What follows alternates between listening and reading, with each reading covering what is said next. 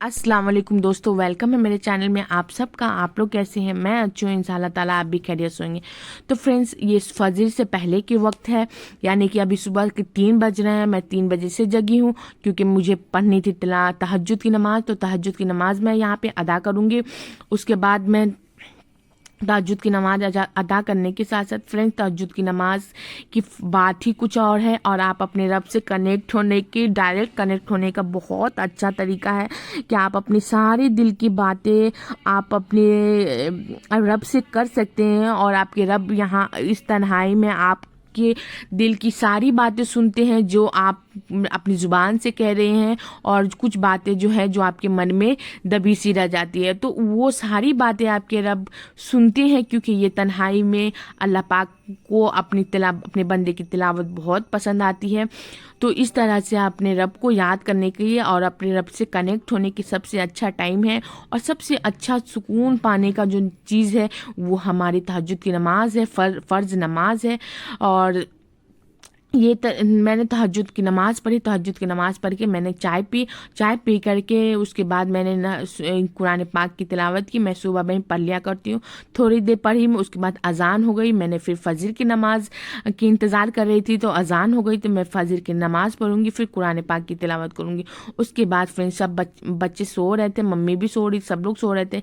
यहाँ पर मैं अपने फुरकान के लिए तैयारी, ऐसा नहीं है कि मैं हमेशा खिलाती हूँ, लेकिन कभी जब फैज़ान पापा के मूड होता है तो वो ला लेते हैं, तो मैं उसको क्या कद्दूकस करके रख देती हूँ। हालांकि मुझे उतनी नॉलेज नहीं है कि कितना रेशियो में खिलाना है, तो मैं सबसे ज़्यादा बादाम ली हूँ और थोड़ा ये ली हूँ पिस्ता, थोड़ा सा अखरोट ली हूँ। तो इस तरह से मैंने कद्दूकस करके एक एयर कंटेनर में रख दी हूँ। अगर आप चाहें तो फ्रेंड्स इसको भिगो करके भी कद्दूकस कर सकते हैं, लेकिन इसको स्टोर करने के लिए आपको थोड़ा सा एहतियात करना पड़ेगा क्योंककि उसको फ्रिज में रखने पड़ेगी। और ऐसे आप करेंगे, सूखा ड्राई करेंगे तो आप ऐसे ही रख सकते हैं। उसके बाद फ्रेंड्स, यहाँ पे मैंने आज जैसे कि किचन की क्लीनिंग है, तो फ्रेंड्स यहाँ पे मैं बताते चलूँ कि जैसे कि फेस्टिवल आ रहे हैं, ईद गई, फिर बकरीद आ रही है। तो बकरीद आने से पहले मैंने सोचा कि किचन की जो घर की सबसे जो मेन एरिया है और जो सबसे ज़्यादा गंदी होती है वो एरिया को मैं साफ़ करूँ, तो वो है किचन। तो मैं किचन को क्लीन करने से पहले अपने खाने की तैयारी कर लूँ। नाश्ता मैं बना चुकी हूँ, पास्ता बनाई, रोटी बनाई, सब्जी बनाई और उसके बाद दालचा बघारा खाना बना रही हूँ। तो हालांकि मैं हैदराबाद से नहीं हूँ तो उतनी अच्छे से मुझे नहीं आती है, लेकिन मैं थोड़े बहुत सीख गई हूँ, तो इस तरह से मैं बना लेती हूँ। तो यहाँ पे देखिए इस तरह से मैंने मसाले को निकाल रखी हैं। प्याज लाल हो गई है, टमाटर और करी लीव्स मैंने डाल दी।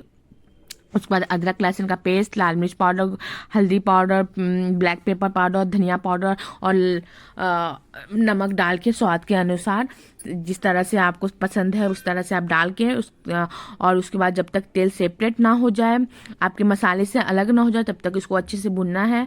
और उसके बाद कद्दू जो है थोड़े से ये थे सख्त थे, तो मैंने कुकर में हल्का सा गला लिए हूँ। हालांकि ये आप ऑप्शनल है, आपका कद्दू अगर ये हो नरम हो तो आप डायरेक्ट बना सकते हैं, और ये हो तो सख्त हो तो कुकर में थोड़ा सा हल्का सा भाप लगा लेते हैं। उसके बाद मैंने यहाँ पे चना दाल उबाल करके पीस करके रखी हूँ। उसके बाद मैंने उसमें डाल दी, वो मैं सूट नहीं की। उसके बाद मैं फ्रेंड्स मुझे जैसे कि मैं बहुत आज क्लीनिंग का दिन है, तो आज भागम दौड़म ज़्यादा है, तो इसलिए मैं ज़्यादा वीडियो को शूट नहीं कर पा रही हूँ। जो मेरा मेन बेस ये है, प्लानिंग है कि मैं किचन की क्लीनिंग की वीडियो शूट करूँ, तो वो मैं यहाँ पे शूट कर रही हूँ। तो पहले मैं जितना मेरा स्टोरेज है, जितने मेरे कप है, जितने मेरे बर्तन है, उसको क्लीन करने से पहले मेरे जितने डेली के जो रूटीन है, बर्तन वगैरह जूठे हैं, नाश्ते के हैं और रात वाले हैं, जितने सारे मैं क्लीन कर लूँ। उसके बाद में एरिया खाली हो जाएंगी फ्रेंड्स, तो मैं करूँगी क्लीनिंग। तो फ्रेंड्स यहाँ पे मैं आपसे बताते चलूँ कि क्लीनिंग का पहला रूटीन यही है, रूल यही है कि आप एरिया को पूरा खाली कर ले, तो मैं सारे चीज़ों को खाली कर लूँ। और इससे आपका क्या होता है कि अच्छे से सफाई हो जाती है। और दूसरा नंबर बात क्या होता है, आप इतने सारा काम को ले लेते हैं। आप एक तो आपको कुकिंग करनी पड़ती है, बच्चे संभालने पड़ते हैं, उसके बाद आप एक्स्ट्रा काम कर लेती हैं कि किचन क्लीन करना है, कभी रूम क्लीन करना है, ऑर्गेनाइज करना है, ये सारे क्लीन। तो क्या होता है, इंसान मतलब एक बोझ सा लगने लगता है कि इतना सारा काम कैसे करना है, क्योंकि डेली तो रूटीन वाली काम तो करनी पड़ती है और एक्स्ट्रा काम जो है वो हो जाता है। तो एक लेडीज के लिए थोड़ी सी ये परेशानी लगने लगती है। तो लेकिन ऐसा ना करें फ्रेंड्स, खुशी से करें, मस्ती में गुनगुनाते, अपना कलमा तैयब गुनगुनाते हुए करें, मज़े में करें, ताकि आपके काम जो है वो मतलब बोझ सा ना लगे और आप इत्मीनान से करें। और बड़ी सफाई करने का जो मज़ा ही कुछ और है। फेस्टिवल, खासतौर फेस्टिवल में आप कितना भी सफाई कर लो फ्रेंड्स, जब आपका मंथली जो आता है, मंथली या 2 मंथ में, 3 मंथ में हो या वीकली हो, तो उसकी जो गंदगी है वो आपको निकल ही जाती है। तो इस तरह से मैंने सबको खाली करके अच्छे से सफाई कर ली हूँ। और सफाई करने का वही तरीका है, सफाई अच्छे से होनी है। तो मैंने सारी चीज़ को सफाई रैक की जो प्लास्टिक में बिछा रखी हूँ उसको भी मैंने क्लीन कर दी हूँ पानी से। और उसके बाद मैं करूँगी बर्तनों की सफाई। यहाँ पे मैं दिखा रही हूँ, देखिए इस तरह से मैंने इसको साफ़ कर ली हूँ। मैं स्टेप बाय स्टेप करूँगी ताकि मुझे मेरा किचन जो है वो मतलब बिखर न, पूरे इधर उधर ना हो जाए, क्योंकि थोड़ा एरिया को मैं साफ़ करूँगी, फिर ऑर्गेनाइज कर दूँगी, फिर थोड़ा एरिया को साफ़ करूँगी, फुड इन ऑर्गेनाइज कर दूंगी, ताकि पूरा किचन एक सा ना हो जाए और मुझे परेशानी ना लगे। तो मैं इत्मीनान से गुनगुनाते हुए, क्या गुनगुना रही हूँ, तो मैं कलमा तैयब गुनगुना रही हूँ और अपना पढ़ते हुए काम करी, क्योंकि मैं अपने काम को, अपने टाइम को डबल में कन्वर्ट कर पा रही हूँ। एक तो मैं सफाई कर रही हूँ, दूसरी तरफ मैं अपनी कलमा तैयब की तिलावत कर रही हूँ। इससे क्या होता है कि आपका जो काम है वो डबल फायदे दे देती है। एक तो आप पढ़ रही हैं और दूसरे आप सफाई कर रही है। तो इस तरह से मैंने सारी चीज़ को ये साबुन से धो लूँगी, डिशवॉशर से धो लूँगी। उसके बाद मैं मसाले के डब्बों को धोंगी। तो यही मसला है फ्रेंड्स, कि आप टेंशन लेके काम को ना करें, प्रेशर में आके काम ना करें, क्योंकि आप फिर चिड़चिड़े से हो जाएंगे और आपको काम को लगेगा कि कब करके हटाऊं, और इंटरेस्ट नहीं रहेगा। इंटरेस्ट खत्म हो जाने के बाद काम करने में मज़ा ही नहीं रहता है। तो इस तरह से आप काम को इंजॉय करते हुए करें, खुशी से करिए। तो इससे क्या होता है, आपका काम में खूबसूरती आएगी और आप फ्री होकर, आप थकेंगे नहीं। आप उतना काम करने के बावजूद भी आपको जब मुड़ के जब आप अपनी किचन की तरफ देखेंगे तो आपके हाथ की जो सफाई है आपको खुद पसंद आएगी। कोई आपकी तारीफ करे या ना करे, लेकिन आपको खुद अच्छा लगेगा कि मैंने किचन को साफ कर लिया। और ये घर का यही एरिया है जो ज़्यादा मैसी हो जाता है और ज़्यादा आप खुद साफ करते हो। और सबसे बड़ी बात यही होती है कि आप खुद मैसी कर लेते हो, क्योंकि किचन में जब हम लोग काम करते हैं तो झटझट पकाना रहता है, झटझट सारे काम करने रहते हैं, बच्चे को संभालना रहता है, उसमें अल्लाह पाक की राजी के लिए हमें टाइम निकालना पड़ता है, अल्लाह पाक को राजी करने के लिए। तो इस तरह से हम लोग ही, इसमें कोई इन्वॉल्व नहीं होते। मैं खुद किचन को क्लीन करती हूँ और खुद मैसी कर लेती हूँ। तो फिर इसलिए मैं काम को थोड़ा सा बोझ लेके नहीं करती हूँ, किचन के काम को बोझ लेके नहीं करती हूँ, और मैं खुशी से करती हूँ, इंटरेस्ट लेके करती हूँ। तो मेरे काम को जो है, जो लोड है वो ज़्यादा नहीं रहता है। और मैं तो फ्रेंड्स, मैं यहाँ पे आपको एक और राय दूंगी कि मैं जो प्लास्टिक के जो कंटेनर है वो ज़्यादा गंदे हो जाते हैं, क्योंकि वो मसाले के हैं, डेली यूज़ होते हैं 3 टाइम, सुबह में, दोपहर में, नाश्ते में। तो ये देखिए मेरे कितने गंदे कंटेनर हो गए थे। तो इसको मैं साफ़ नहीं की थी, तो इसको मैं साफ़ करूँगी कारपीन के तेल से। तो ये कारपीन के तेल से साफ़ करने से बहुत जल्दी साफ़ हो जाती है, बगैर डिशवॉशर के साफ़ होगी। उसके बाद आप फिर डिशवॉशर से साफ़ कर लें, अंदर से ना करें फ्रेंड्स, क्योंकि इसकी स्मेल रह जाएगी तो फिर आपका खाना ख़राब हो सकता है। तो आप बाहर से ही करें। और बाहर से करने के बाद ये देखिए मेरी कितनी साफ़ हो गई। अभी मैं डिश वॉशर यूज़ ही नहीं की, उसके बाद मैं फिर डिश वॉशर से यूज़ करूँगी। उसके बाद मैं सारे बर्तनों को, सारे कंटेनर्स को मैं शीशे वाली जो है मैंने सबको धो के अलग कर दी हूँ ताकि वो टूट ना जाए। उसके बाद मैं यहाँ पे प्लास्टिक के जो मसाले के डब्बे हैं वो मैं साफ़ कर रही हूँ। हालांकि फ्रेंड्स, मैं यहाँ पे एक और बात बोलूँगी कि आप मेरे किचन के जो कंटेनर है उसको देख के आप हंसना नहीं, क्योंकि मेरे पास से सेम एक जैसे नहीं है। तो जो है उसको ही मैं सजा के रखती हूँ किचन को। जब मैं अपने रूम में शिफ्ट हो जाऊँगी तो अलग से कंटेनर लूँगी। और फैजान की दादी मैं बोली मम्मी मुझे किचन के लिए एक अलग से सेम एक कंटेनर चाहिए। तो मम्मी बता रही थी कि अपने घर में चलो जो है सो यूज़ कर लो, अपने घर में चलो इंशाल्लाह ताला, तो सारा चीज़ परचेस कर लेना और अपने किचन को जिस तरह सजाना है उस तरह सजा लेना। फैजान के पापा भी राजी हो गए कि चलो, तो मैं भी राजी हो गई कि हाँ चलो अपने रूम में ले जाएं, क्योंकि अब इंशाल्लाह ताला अपने रूम में शिफ्ट होना है। तो इस तरह से मैंने सबको, अब मैं क्या करी फ्रेंड्स, हर छोटे एरिया को मैंने साफ़ करी और उसको क्या करी, फिर छोटे एरिया को साफ़ करी और उसको ऑर्गेनाइज करती जा रही। अगर मैं कुछ सारे एरिया को साफ़ कर लूँ और एक जगह कर लूँ तो फिर मेरा काम बहुत मुश्किल हो जाएगा फ्रेंड्स, और मैं 3 बजा दूंगी इसी में। तो अभी ज़्यादा टाइम नहीं हुआ, अभी 8 ही बजे हैं, 8 साढ़े 8 होता होगा। मैंने सारे किचन को अच्छे से क्लीन कर ली हूँ। क्लीन करने के बाद इसको ऑर्गेनाइज कर रही हूँ। तो ऑर्गेनाइज भी बहुत मन लगा के करना है, क्योंकि आप सेम नहीं रखना है। मैं पहले कुछ और रखी थी, फिर अभी कुछ और रखूँगी, सेम अरेंज करूँगी। उसके बाद मैं फ्रेंड्स यहाँ पे मैं फाइनल लुक देना आप लोगों को भूल गई थी, तो भूल गई हूँ, शूट नहीं की थी, तो उसके लिए माफ़ी चाहती हूँ कि मैंने किस तरह से ऑर्गेनाइज की। लेकिन जो कर रही हूँ मैं दिखा रही हूँ, लेकिन फाइनल लुक नहीं दिखा पाई थी। तो मैंने सारा क्या करी थी कि किचन से सारे बकेट में सारे चीज़ों को ला के मैंने सेल्फ पे रख ली थी, ताकि मैं, फैजान तो था नहीं और फैजान के पापा भी नहीं थे जो मुझे मेरी सामानों को ला के देते।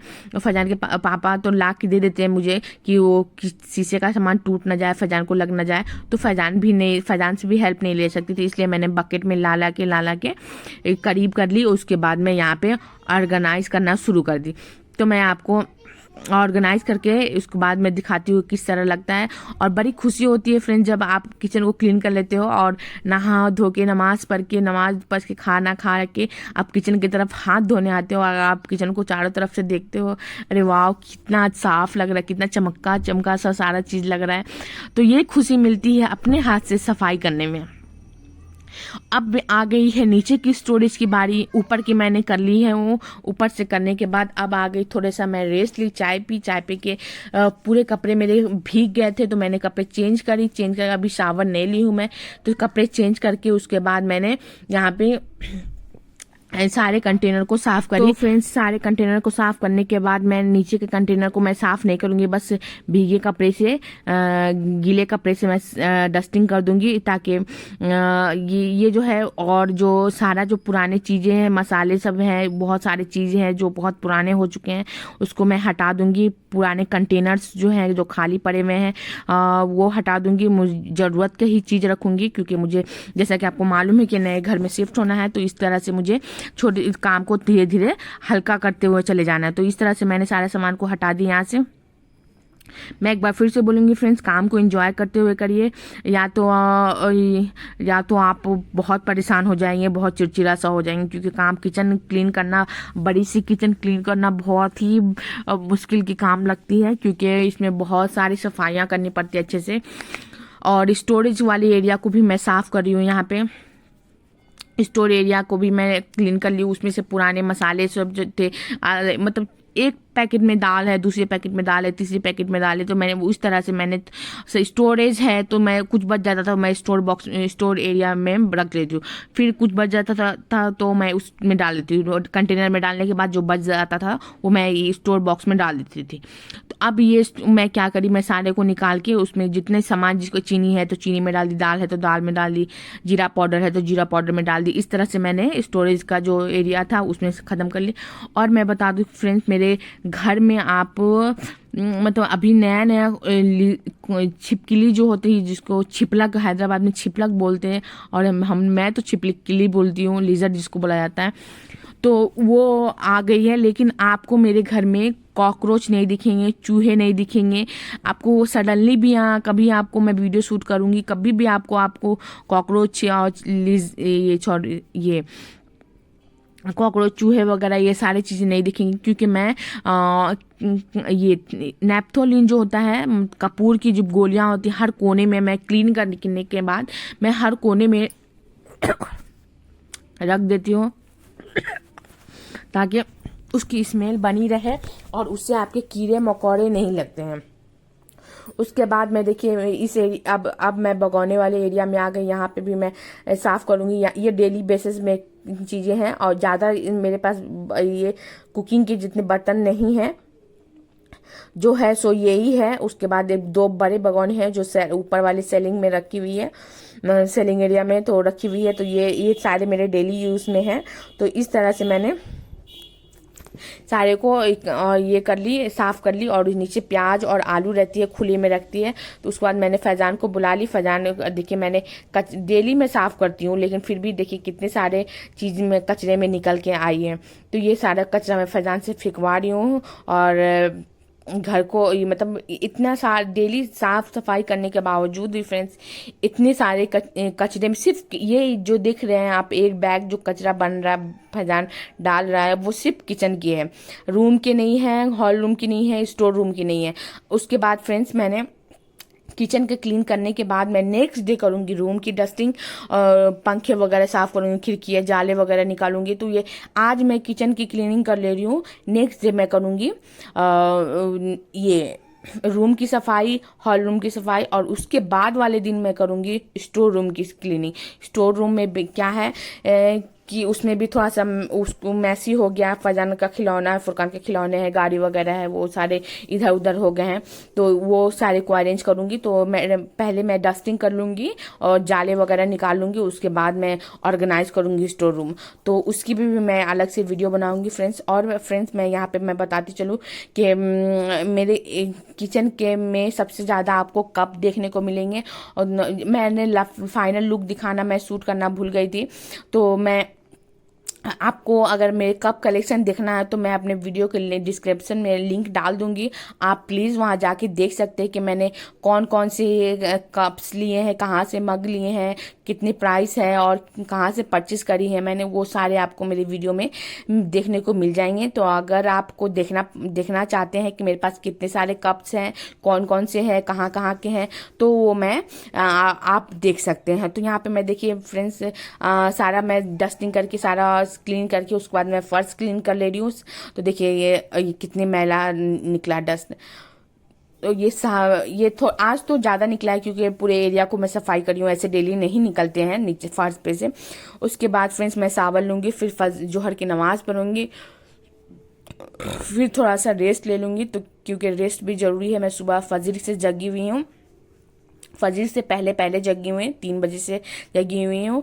तो इस तरह से थोड़ा सा रेस्ट ले लूँगी। रेस्ट लेने के बाद मेरे फ्रेंड्स मेरा मन हल्का इसलिए हो गया है फ्रेंड्स क्योंकि मैंने किचन की क्लीनिंग कर ली हूँ और साथ साथ ऑर्गेनाइज भी कर ली हूँ। और मेरे पास अब करने को कुछ भी नहीं बचा है किचन में कि नहीं मैं सो के उठूँगी तो मुझे करना है। उसके बाद मैं सावर ले लूँगी, सावर लेके नमाज़ पढ़ूंगी। नमाज़ पढ़ने के बाद फ्रेंड्स मैं आगे की वीडियो शेयर करूँगी। तो फ्रेंड्स यहाँ पे मैं आपसे रिक्वेस्ट करना चाहती हूँ कि अगर आप मेरे चैनल पे पहली बार आए हैं तो आपको बहुत बहुत स्वागत, वेलकम है। और यहाँ तक वीडियो को देखे हैं तो आपको बहुत बहुत शुक्रिया क्योंकि वीडियो थोड़ी लंबी है और आप यहाँ तक पहुँचे तो आपको बहुत बहुत शुक्रिया।